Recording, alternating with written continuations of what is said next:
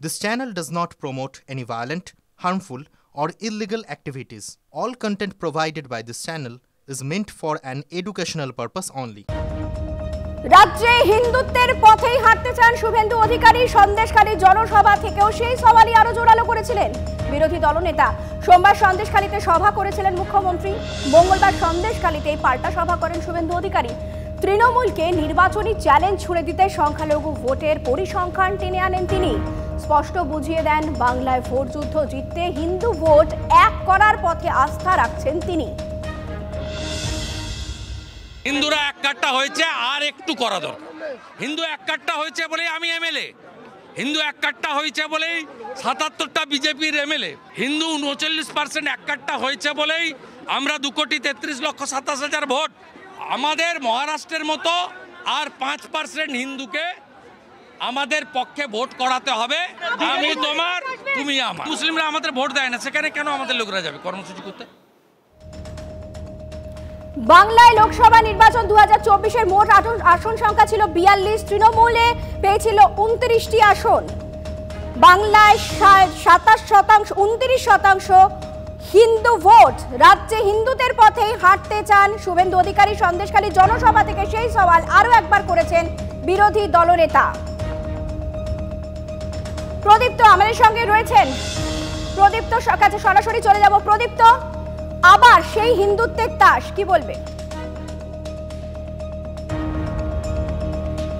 দেখো, ২০২৬ সালে বিজেপি কোন পথে হাঁটবে সেটা স্পষ্ট করে দিচ্ছেন শুভেন্দু অধিকারী, এবং সে কারণেই তিনি বারংবার এটা বলছেন। এমনকি এই বক্তব্য নিয়ে অতীতেও বিতর্ক হয়েছে। শুভেন্দু অধিকারী জুলাই মাসে দলের যে কার্যকারিণীর বৈঠক ছিল সেখান থেকে সরাসরি বলে দিয়েছিলেন যে মুসলিমদের সঙ্গে তিনি অন্তত নেই, সংখ্যালঘু মোর্চার কোনো প্রয়োজনীয়তা নেই বিজেপির অন্তরে, তা নিয়ে জল গড়িয়েছিল একেবারে সর্বভারতীয় স্তরে। তারপরেও শুভেন্দু অধিকারী যে তার নিজের অবস্থানে অনড় রয়েছেন সেটা স্পষ্ট হলো আরও একবার ২০২৪ সালের একেবারে শেষ দিনে সন্দেশখালী থেকে দাঁড়িয়ে। এটা আরও একবার তিনি বলে দিলেন যে মুসলিম ভোটের কোনো প্রয়োজনীয়তা তার নেই। অর্থাৎ এর রাজ্যে অন্তত শুভেন্দু অধিকারী বা শুভেন্দু অধিকারীর ঘনিষ্ঠ যারা আছে তারা এই পথেই হাঁটতে চান।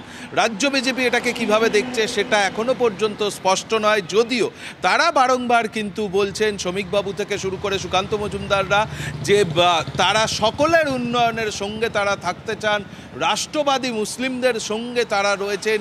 এবং নরেন্দ্র মোদী, সর্বোপরি নরেন্দ্র মোদীর স্লোগান কিন্তু সবকা সাথ সবকা বিকাশ। ফলে সেই জায়গা থেকে কিন্তু রাজনৈতিক মহল যেটা মনে করছে তা হলো এর রাজ্যে বিজেপির সংগঠন যে পর্যায়ে পৌঁছেছে তাতে কতটা লড়াই করা যাবে তা নিয়ে হয়তো শুভেন্দুবাবুরা সন্দিহান, এবং সেই জায়গা থেকে এ রাজ্যে আদতে হিন্দুত্বের তাস খেললেই হয়তো তাদের ফলাফল অনেকটা ভালো হবে, শুধু নয় ক্ষমতার বদল হতে পারবে। এই দাবিও কিন্তু বারংবার শুভেন্দু অধিকারীরা করছেন, এবং তার প্রতিফলনই শুভেন্দুবাবুর এই বক্তৃতার মধ্যে দিয়ে একেবারে সামনে এসেছে। এবং ২০২৬ সালের যে রোডম্যাপ বিজেপির সেটাও স্পষ্ট হয়ে গিয়েছে যে মূলত হিন্দু ভোটের ওপরে দাঁড়িয়ে, হিন্দুত্বের রাজনীতির ওপরে দাঁড়িয়েই তারা এ রাজ্যের সাফল্যটা পেতে চান। চয়নিকা, প্রদীপ্ত সঙ্গে থাকো। শুভেন্দু অধিকারী জানেন যে হিন্দু ভোট এক ঝুলিতে আনতে সমীকরণ মেদেই বাধা হচ্ছেন বামেরা। সন্দেশখালীতে দাঁড়িয়ে তাই বামপন্থীদের নিশানা করেন বিরোধী দলনেতা। কি বলেছেন শুনুন। বামের যে হিন্দু ভোটার তারা কার্যত তৃণমূলের সুবিধা করছে হিন্দু ভোট কেটে। আমি বামের হিন্দু ভোটারদের অনুরোধ করেছি, ভাই হিন্দুদের অস্তিত্ব রক্ষার জন্য আমাদের সঙ্গে আসুন। আরো একবার চলে যাব আমাদের প্রতিনিধি প্রদীপ্তর কাছে। প্রদীপ্ত, আমরা দেখলাম যে বামপন্থীদেরও নিশানা করলেন বিরোধী দলনেতা, মানে ঠিক কোন ভাবনা থেকে এই রিয়াকশন? দেখো, শুভেন্দু অধিকারী যে কথা বারংবার বলছেন তা হলো ৫% ভোট এদিক ওদিক হলেই এ রাজ্যের ফলাফলের বদল হবে। তিনি কোথা থেকে এটা বলছেন তার কারণ ২০২৪-এর যে লোকসভা নির্বাচন মে জুন মাসে হয়েছে সেখানে দাঁড়িয়ে দেখা যাচ্ছে এ রাজ্যের ৯১টি আসনে বিজেপি প্রথম স্থানে রয়েছে। দ্বিতীয় স্থানে বিজেপি মোটামুটি ১০০টির আসনে রয়েছে, যার মধ্যে ৫,০০০ এবং ১০,০০০ ব্যবধানে তারা তৃণমূল কংগ্রেসের থেকে পিছিয়ে রয়েছে। ফলে যদি ৫%-এর ভোট এদিক এদিক ওদিক করতে হয়, সেক্ষেত্রে বামপন্থীদের ভোটটারও প্রয়োজন রয়েছে। তার কারণ এ রাজ্যের ভোট এই মুহূর্তে সিপিএম বা বামপন্থীদের ভোটটা প্রায় 5.5% জায়গা থেকে, সেই জায়গা থেকেই শুভেন্দু অধিকারী এই বার্তা দিচ্ছেন যে বামপন্থী যে হিন্দু ভোটাররা রয়েছেন তারা অন্তত বিজেপিকে ভোট দিন, তার কারণ তার মুসলিম ভোটের প্রয়োজনীয়তা নেই, সেটা তিনি বারংবার বলছেন। সেই জায়গা থেকে যতটুকু ভোটই যদি বামপন্থী ভোট, হিন্দু ভোট যদি ভেঙে আনতে পারেন শুভেন্দু অধিকারী, তাহলে তার আরও কিছুটা পথ এগিয়ে যাওয়ার ক্ষেত্রে তৃণমূল কংগ্রেসের সঙ্গে তার যে ব্যবধান, সেই ব্যবধান কমবে। এবং সেই কারণেই শুভেন্দু অধিকারী এই কথা সন্দেশখালীর মাটি থেকে বলছেন যে আমরা যদি আসি তাহলে আপনাদের পুরসভায় লড়তে দেওয়া হবে, আপনাদের পঞ্চায়েত ভোটে লড়তে দেওয়া হবে, কিন্তু বিধানসভা নির্বাচনের ক্ষেত্রে যারা লাল ঝান্ডা করছেন তারা হিন্দুরা, বিজেপিকে ভোট দিন। সেই জায়গা থেকে যতটা ব্যবধান কমানো যায়, সেই কারণেই শুভেন্দু অধিকারী এই ধরনের মন্তব্য বলেই মনে করছে রাজনৈতিক মহলের বিশেষজ্ঞরা। প্রদীপ্তা, তুমি সঙ্গে থাকো। আরও কিছু বক্তব্যে উঠে এসেছে শুভেন্দু অধিকারীর, মুসলিমদের ভোট তার দরকার নেই। কয়েক মাস আগেই আপনারা জানেন যে দলের অভ্যন্তরীণ বৈঠকে একদম স্পষ্ট করে দিয়েছিলেন শুভেন্দুবাবু, বাংলায় তিনি যে কট্টর হিন্দুত্বের লাইনেই চলতে চান তাও একাধিকবার প্রকাশ্যে বুঝিয়েছেন। সন্দেশখালী জনসভা থেকেও সেই সওয়ালই আরো জোরালো করলেন তিনি। যাই করুন, 26-এর নির্বাচন হবে হিন্দুদের অস্তিত্ব রক্ষার নির্বাচন। কোনো হিন্দু আপনাকে ভোট দেবে না, আমি আপনাকে বলে গেলাম। কোনো টোটকা আপনার কাজ করবে না। উনি বুঝতে পারছেন শুধু 30% দিয়ে বৈতরণী পারানো যাবে না, 70% এক হয়ে যাচ্ছে। আমিও বলেছি রাষ্ট্রবাদী মুসলিম, আপনারাও বলেছেন সবকা সাথ সবকা বিকাশ। আর বলবো না, বলবো जो हमारे साथ हम उनका साथ, सबका साथ सबका विकास बंद करो। আমি আমার কনসেপ্টে বলেছি যে সংখ্যালঘু মোর্চার যারা নেতৃত্ব আছেন তাদের কতটা সংখ্যালঘু মোর্চা খুলে রাখার দরকার আছে এটা নিয়ে ভাবা উচিত। শুভেন্দু অধিকারী তাদের অবস্থান খুব স্পষ্টভাবে ব্যাখ্যা করেছেন, সেটা দলের অভ্যন্তরীণ বৈঠকে হোক বা তিনি প্রকাশ্য জনসভা থেকে হোক। এরপরে গোটা বিষয়টাকে নিয়ে বাম কংগ্রেস কি প্রতিক্রিয়া জানাচ্ছে শোনান।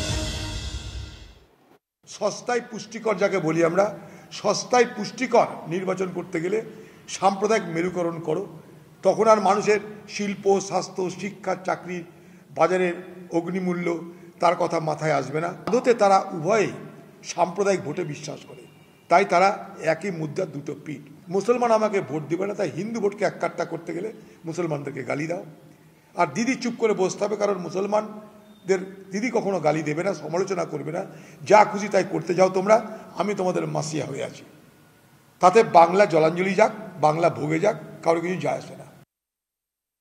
লড়াইয়ের ময়দানে সিপিএম আছে, ভোট কাটতে যাবে কেন? সিপিএম, মুসলমানও সিপিএমের ভোট দরকার, হিন্দুও সিপিএমের ভোট দরকার। হিন্দু মুসলমানে বিভাজনের কোনো জায়গা নেই, ওরা বিভাজনের রাজনীতি করে বলেই আজকের ওদের মুখ দিয়ে আজকে ব্যক্ত হলো যে সিপিএম মুসলমানদের ভোট কাটছে। আরে ভোট কাটার লোক আর ভোট কেনার লোক, কেনাবেচা করার লোক, ঘোড়া কেনাবেচা করার লোক তৃণমূল আর বিজেপি। তারা সন্দেশখালী থেকে ওই কথা বলছে, সন্দেশখালীর মানুষ বিশ্বাস করবে? মুসলমান তুমি আমার নাও, হিন্দু তুমি আমার, এই সমস্ত বক্তৃতার কোট করা দরকার, এতে গ্রেপ্তার হওয়া উচিত। এই ভাষায় যারা কথা বলছে, যখন বাংলাদেশে এরকম একটা পরিস্থিতি তৈরি হচ্ছে, সেই জায়গায় দাঁড়িয়ে তুমি পশ্চিমবঙ্গের একেবারে প্রান্ত এলাকা সন্দেশখালী, ওপার বাংলা এপার বাংলা, মাত্র 5-7 কিলোমিটার দূরত্বে তুমি দাঁড়িয়ে বক্তৃতা করছো হিন্দু তুমি আমার, মুসলমান তুমি আমার নাও, এইরকম একটা অসাংবিধানিক কথা বলছে, এটা মানে খুব অন্যায়। এবার ফের কলকাতা শহরে আবারও ধর্ষণের অভিযোগ। এই ঘটনায় একজন ছাত্রকে ইতিমধ্যে গ্রেফতার করা হয়েছে। জানা যাচ্ছে যে প্রাক্তন সহপাঠীকে ধর্ষণের অভিযোগ রয়েছে ওই ধৃত ছাত্রের বিরুদ্ধে। দক্ষিণ কলকাতার গড়ফা থানা এলাকার ঘটনা। অভিযুক্ত ছাত্র বাগুইয়াটির বাসিন্দা। 21শে ডিসেম্বর বন্ধুর ফাঁকা ফ্ল্যাটে মদ খাইয়ে অচেতন করে ধর্ষণের অভিযোগ উঠছে।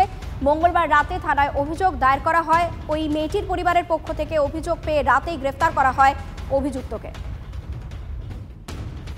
কিভাবে পরিচয় টরিচয় না, ওই ইচ্ছে করে করেছে, গায়ে পড়ে ওকে বলেছে যে চল তোকে আমি একটু ইয়ে করবো, খাবি, তা কোথায় খাবি? না আমি খাবো না। না আয় না খাবি বলে নিয়ে গেছে, খাবারের সঙ্গে কি মিশিয়ে দিয়ে ওকে ইয়ে করে দিয়েছে। এটা ও জানতো না। এইবার ও এসে তো খুব চেঁচামেচি করছে, তখন বলছে এইরকম বদমাইশ ছেলে, তুই খেয়েছিস কেন? বললো আমি আমাকে জোর করে কি বলে, এটা কিছু হবে না, দেখ একটুখানি খেয়ে একটুখানি মুখে দিতেই আমার আর জ্ঞান ছিল না, তাই বললো। ছেলেটি কি একাই ছিল নাকি আরো কেউ? আর কেউ ছিল না, একা।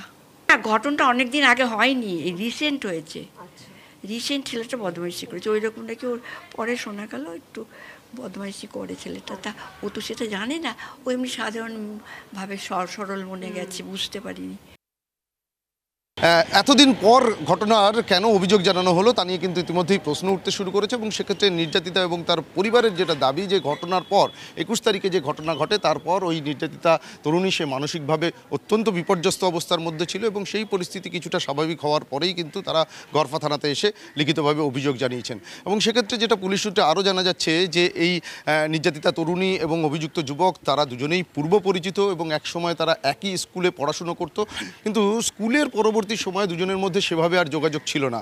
কিন্তু সম্প্রতি সোশ্যাল মিডিয়াতে দুজনের সঙ্গে নতুন করে আবার পরিচয় হয় বা যোগাযোগ তৈরি হয়, এবং তার পরবর্তীতেই তারা আবার দেখা করেন গত 21 তারিখে, এবং সেই 21 তারিখে দেখা করার পরেই এই গড়ফা এলাকাতে অভিযুক্ত যুবক তার এক বন্ধুর ফ্ল্যাটে নিয়ে আসে ওই নির্যাতিতা তরুণীকে, এবং সেখানে নিয়ে আসার পরেই কিন্তু এই ধর্ষণের ঘটনা, এমনটাই লিখিতভাবে ওই তরুণী গড়ফা থানাতে অভিযোগ জানিয়েছেন। ইতিমধ্যেই গোটা ঘটনা তদন্ত শুরু করেছে পুলিশ, অভিযুক্তকে গ্রেপ্তার করেছে।